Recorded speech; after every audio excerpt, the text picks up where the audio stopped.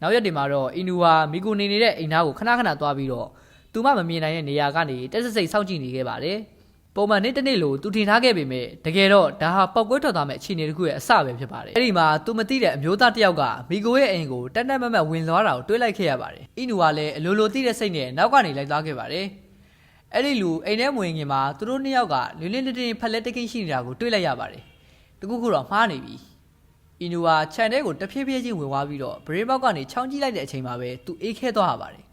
သူမြင်လိုက်ရတဲ့မြင်ကွင်းကသူ့ကိုကြေခွဲသွားစေခဲ့ပါတယ်သူရမ်းချိတ်ရတဲ့မိကိုမှာလှုပ်ဝက်ရည်စားရှိနေတာပဲဖြစ်ပါတယ်ခဏကြာမှအဲ့ဒီမျိုးသားအပြင်ထွက်လာပြီးတော့အီလူကထွက်လာပြီးရင်ဆိုင်มาတော့တယ်မေးခွန်းတွေတစ်ခုပြီးတစ်ခုမေးတဲ့အခါမှာအဲ့လူကထိတ်လန့်သွားပြီးတော့သူ့ကိုတိုင်တော့မယ်လို့ထင်နေခဲ့တာပါဒါပေမဲ့အီလူကအဖြစ်ပဲလိုချင်ခဲ့တာပါသူတို့နီးစက်ရစားတော့ဆိုင်တစ်ခုမှာစကားပြောကြတဲ့အခါမှာအမှန်တရားပေါ်လာပါတယ်ဘီကိုကသူ့ကိုအသေးရအရှင်ရချစ်နေတာလို့ကြောက်ဝပြောဆိုနေခဲ့သေးတာပါဒါပေမဲ့အခုတော့သူမရဲ့